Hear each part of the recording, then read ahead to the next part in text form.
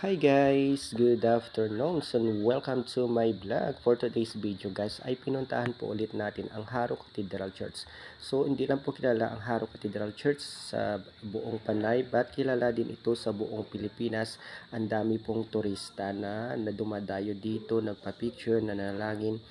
So ang Haro Cathedral Church guys ay kilala din ito sa National Shrine of Our Lady of Candles kasi uh, pa, parang inaano po ito sa kay ino-honor po ito sa kay Saint Elizabeth of Hungary at kay Virgin Mary. So si Virgin Mary guys may hawak po siya na candles at hawak niya rin po si Baby Jesus.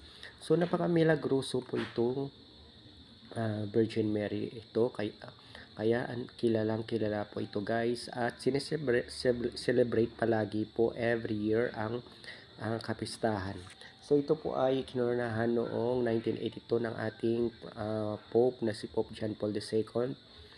So ito po yung pinakaunang imahe sa buong Pilipinas, pinaka-religious at pinakilala po sa atin ng mga Spanish. So nagsindi po ako guys ng kandila sa gilid po ng simbahan. Meron po doon na pwede ka pong magsindi ng kandila at panalangin. Ang daming tao guys, meron ding mga couples, mga mag-lovers na nanalangit at nagsindi ng kandila. So ito pa lang guys ay yung hagdan na papunta po sa imahe ni Virgin Mary at tanaw mo po sa kabila guys ang kampanero ng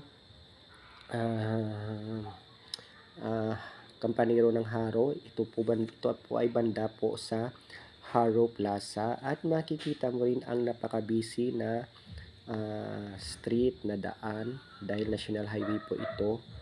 Ang dami pong dumadaan na mga sasakyan at mga tao. Okay naman guys kasi maganda yung weather at nakikita mo yung ang ganda ng kampanero at ng simbahan. So nung bumaba na po ako guys, so makikita mo din ang whole image video ng simbahan. So meron din po ako kasabay guys na mga nung nasa taas po ako guys, meron mga turista na mga Koreano, Koreana at yung iba pa guys after nila manalangin ay may sinusulat po sila na sa maliit na papel at nilagay sa gilid ng imahe ni Virgin Mary. So yan guys, nasa plaza na ako niyan banda at marami ding